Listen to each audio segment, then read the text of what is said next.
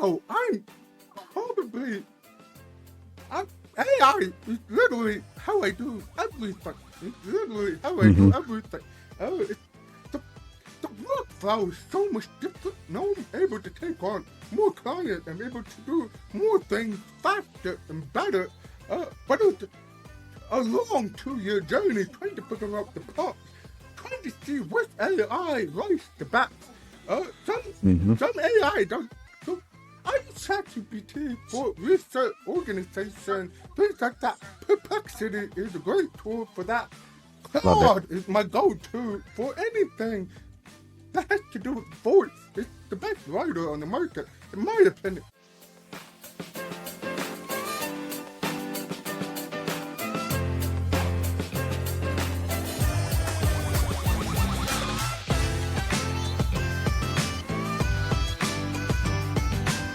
What is up, everybody? Welcome to another episode of the AI Marketing Navigator. This is your daily compass in the ever-evolving world of AI marketing. Okay, navigators, today we are cutting through the marketing noise with someone who's been called a Jedi Master of content marketing. Our guest is Doug Lawson, a strategic content marketing expert who's generated over $20 million in revenue for his clients in just the last 3 years. Doug brings a rare perspective to the marketing world. He is a former special education teacher turned marketing strategist who now helps high-ticket consultants and service providers create content that actually drives revenue, not just engagement. Also, as a deaf individual, he offers a unique insight into communication accessibility and how AI is reshaping the marketing landscape and the accessibility landscape. Doug is also known for his straight talking approach. I am a huge fan of his content and his writing and his signature boom philosophy, and for challenging conventional marketing wisdom. He doesn't believe in the spray and pray, the posting or chasing of viral content. Instead, he focuses on creating strategic content ecosystems that match buyer psychology and connect businesses to the exact decision makers they need to reach. Doug, welcome to the show. I am so thrilled to dive in with you today and extract some of that marketing wisdom that you are so well known for. Awesome. Thank you for having me. And what an incredible intro. You said it better than me. Hey, it's all well earned too. So, anyway, let's start kind of just with your marketing journey. Starting from the classroom, going to the content world. You spent those 7 years as a special education teacher before kind of pivoting to marketing. Can you tell me a little bit about what prompted that transition, and how has your background in education influenced your marketing approach? Yeah. So 13 years ago, well, let's go back more than 13 years ago. So my oldest kid is 16 years old. So probably 16 years ago. So I was a teacher, as you mentioned. I don't know if you know, but teachers don't get paid. If they get paid, it's pretty Not mediocre. enough. I'll be honest, 16 years ago, I was working 60 hours a week teaching, grading Wow. papers, homework assignments, all this extra stuff. I made $44,000 a year. $44,000 a year. So it doesn't matter how hard I worked. I was gonna make $44,000 a year. And then my wife got pregnant for the second time. And we had Mm. my daughter Emma. And so now the pressure really on now.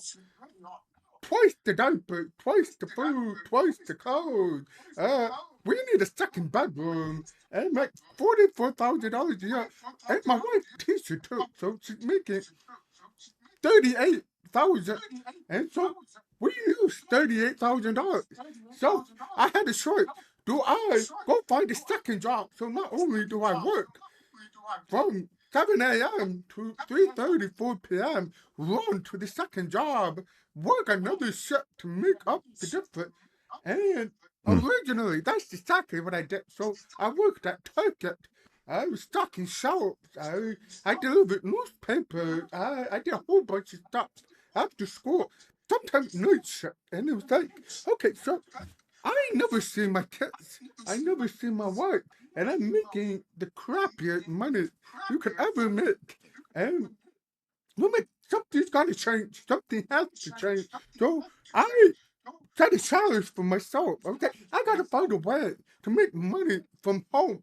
And this is not another making money from home scheme. It's literally what I said. I said I have to make money from home. I want to be around my kids, my wife, but I have to make up the $38,000 somehow. Because my wife said, I don't know if you know, I don't know if you have kids, but daycare is basically a second mortgage. So daycare for Crazy. 2 kids is something like $2,000 a month.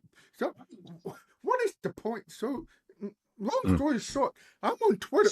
So there's a lot of guys on Twitter back in the day, almost 14 years ago. I mean, all these guys are making money. Like they're selling e-books or e-programs. There's Russell Brunson coming on the market. There's these passive income guys. They're just making money on Twitter. I mean, okay, what are they doing? So, long story short, it was just like I learned copywriting. I learned the term copywriting. Like, okay, I'm not a bad writer. I can write. But what is copywriting? Like everybody, they think copywriting is talking about like copywriting law that you can't copy and make.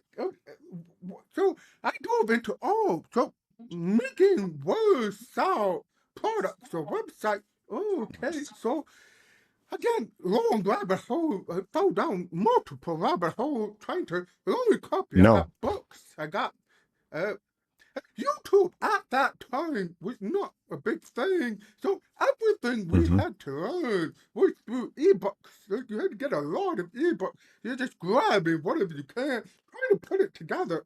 So again, I'm shorting the time frame. So I got a sense of it. Then I just started promoting on Twitter really badly. But then kind of trying to understand the game, and then realizing that I need to have a niche. So at that time, email marketing, guys, email marketing is still incredibly important. But at that time, email marketing was king. It was exactly what everybody wanted. So I learned how to make email scripts or sequences or all that stuff. So I started promoting to chiropractors or doctors who had their own private practices, not like big doctors, like private practice doctors, or DPTs, so doctors of physical therapy. So number one thing they suck at marketing. So you could be the worst copywriter, it's still better than their writing, because they don't write. If they do write, they don't say anything. So that's how I started. So it's a kind of a long, twisting road. But in about 2 years of doing that, not only I repaid my wife's income, okay, we got it. I started replacing my own teaching income. So now equal. It's up 44. It's like, okay, I got something here. So the last part of your question, how did it influence? How did my teaching influence content marketing? That honestly didn't come up to much later when I started coaching clients on how to do this. I see. So at the beginning, I didn't coach anyone. It was just like, hey, make me a welcome sequence, or hey, make me that. Sure, I tape it all out, organize it, upload it for them. And so teaching didn't come into the picture until maybe 5 years ago. So that's a very long answer. I hope that helps. No, absolutely. Thank you so much for it. It helps and sounds like it reflects a lot of people's journey into the work from home / marketing / digital space as well. And congratulations on the last couple of years. That's so amazing to hear. Now, getting into some of the businesses that you've actually worked with, it's been a range of businesses, like you said, starting with doctors and private practices and in the medical field like that. I love what you say about finding a niche that is particularly not going to be a strong writing niche, and absolutely reflect everything you have said about copywriting too. I have developed my skills as a technical marketer very well, but with the launch of the agency and the podcast, I've learned very quickly that writing and copywriting is, I don't know, I'm going to go out on a limb and say maybe the most important skill for a marketer to have. And it's very much trying to hone that as well. So, and respect and love your copy so much on your LinkedIn page. It's one of the reasons that wanted me to get you on this show so badly. Anyway, back to the range of businesses. You've helped small businesses, drop shipping stores, all the way up to seven-figure brands. Um, can you tell me how your copywriting differs for those small stores to the enterprise big brands? Is there a different way when you approach the writing, or is it the same? Is it the same concise boom methodology that you use for a Walmart that you would use for a mom and pop shop? So honestly, I would say no. I know that's shocking. I would actually say no because the day you start thinking, well, I'm working on an enterprise account, so I have to change the way I do that. Oh, I'm working for a doctor of one, and he has like 20 patients. I have to change the way I do things. Actually, it had nothing to do with the size of the company you work for. Who is the customer? Who is who are we trying to take? It's that one person. Obviously, some people have multiple ICPs, but generally speaking, you're talking one person at a time. And that never change whether you're on a massive account or whether you're on a small account. You are only taking in one person. So in a lot of ways, I think people get all tripped up when they start working. So I've ever gone is a mid-market company. We're talking $100 million Okay. big company. That's what we call mid-market. Sort of strategy with copywriting, as I did with the doctors I mentioned, why I'm able to put industries and niche and vertical, because it's not about your product or account or whatever you're doing. It's all about the reader, the one person Hmm. who's reading this piece of content. Now, what's changing? Maybe so typically bigger companies have more money to spend, so they need they need blogs, they Hmm. need website copy, they need social copy, they need email copy. Well, versus that one small account, they don't have the budget to do all of that. That changed, however, with AI. But going back, Hmm. maybe 5 years ago, yeah, you had to have a budget to dominate your vertical. But now that story's totally flipped on its head. Absolutely. Great segue into talking about the fun stuff and what we're all about on the show, which is AI and AR marketing. When did you first start incorporating AI tools into your marketing workflows and your processes? And what kind of prompted that decision to start using AI? So I would say AI. So I'm kind of a stubborn old bull, so I'm not a young guy anymore. So I'm the guy who gets upset with kids walking on my glass. So I was a little late to the game. I'm not terribly late, just a smidge late. So the younger people learned AI much quicker, and they started experimenting much quicker, and they started building these great prompts and workflows and workshops, giving it all away. They would just give it all away on Twitter, and I was looking at it like, I'm just gonna do what I do. But so long story short, I started using ChatGPT first. That was my first AI tool for writing. And it sucked. It was so Hmm. bad that I Yep. actually hated it for the long time. So I gave it up. So I was like, you know what? I'm going to stick to what I do. The only thing I'll use ChatGPT for is to kind of do some quick research, or instead of me having to listen to hours of interviews and surveys and focus groups and sales calls, I could just take the transcript. Well, at that time, you couldn't just dump it on chat. You had to get another code to kind of have a long script for.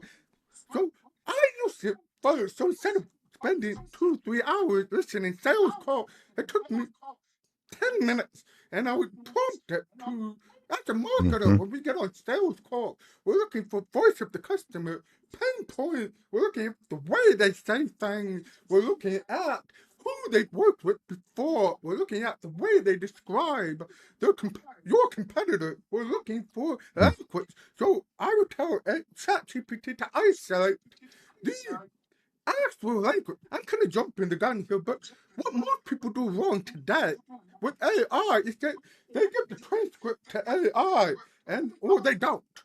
Mm, Yeah. And they make AI make the content, which is the wrong way to do Hmm. it. You have to tell Hmm. AI, isolate these variables for me, tell me what they are, pull them out for me. and you get to see, okay, now incorporate them into X, Y, and Z. So, now I'm probably, I, AI is literally how I do everything. It's literally how I do Hmm. everything. It's the, the workflow is so much different. Now I'm able to take on more clients. I'm able to do more things faster and better.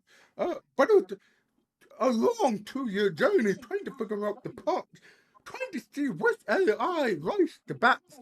Some Hmm. AI does. So I use ChatGPT for research, organization, things like that. Perplexity is a great tool for that.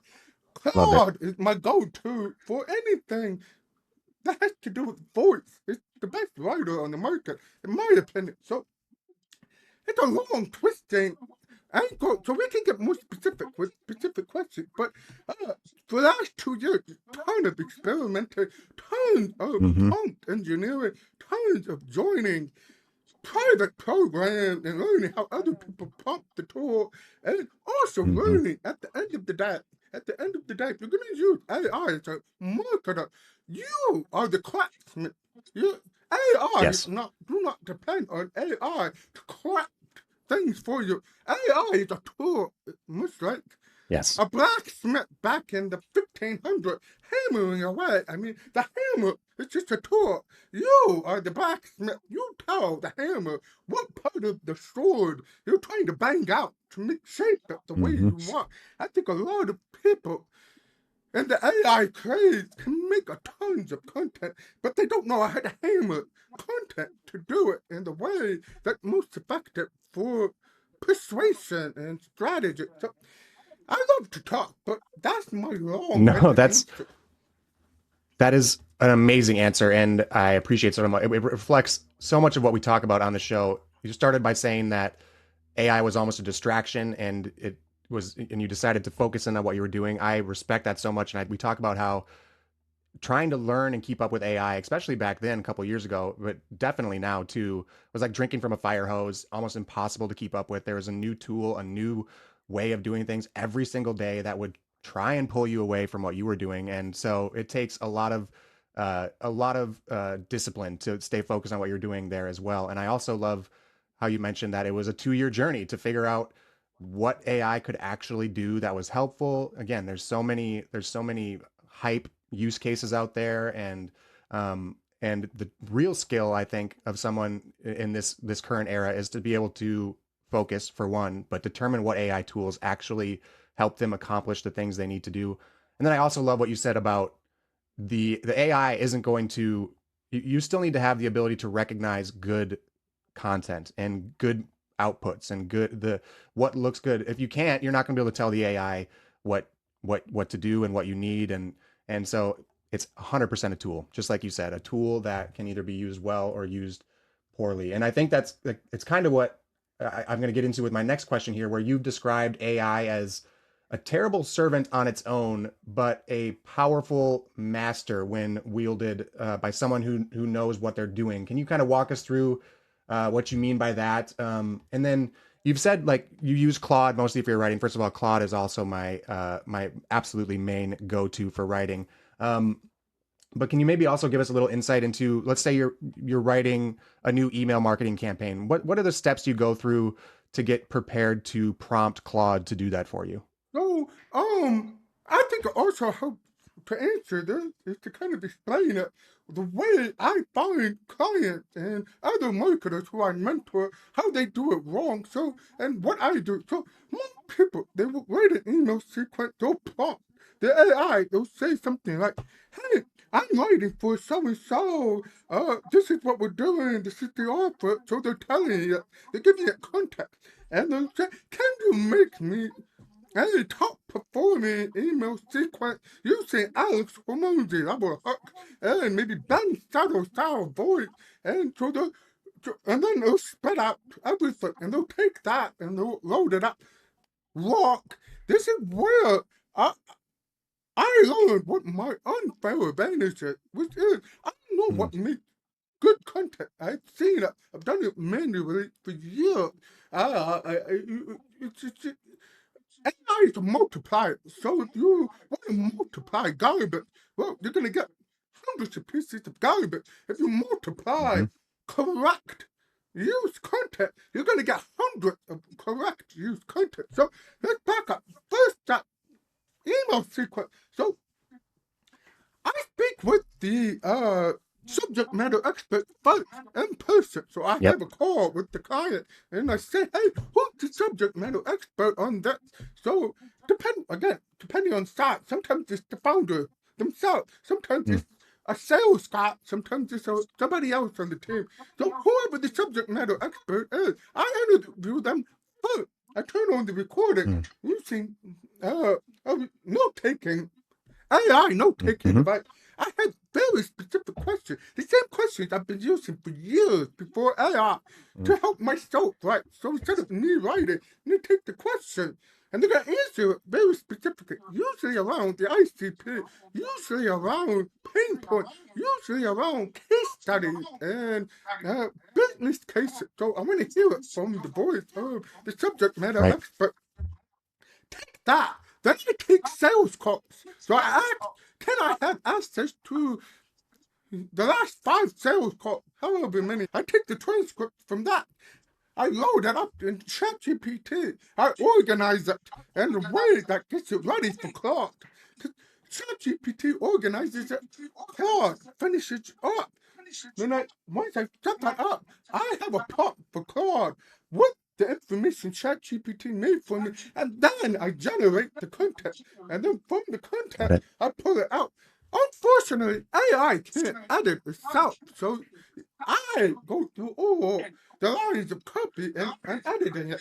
So I would say, on a good day, 10% edit drops. Oh, 100, I have to fix 10% of it. On a bad day, AI can screw up to 30%. So you really have to be a craftsman the whole way through. So that's a very simple way of doing that. So taking transcript, sales call, asking the right question, knowing what to look for in the transcript and telling AI to go find it is absolutely critical. And then get it ready for Claude and let Claude do it with the right prompt, spread it out correctly. And then you have to be the craftsman after that. And so that's typically how I would write an email sequence. Awesome. No, that's so valuable. And starting with the human content and the human element and bringing that to the AI instead of the opposite, I think is a great takeaway here.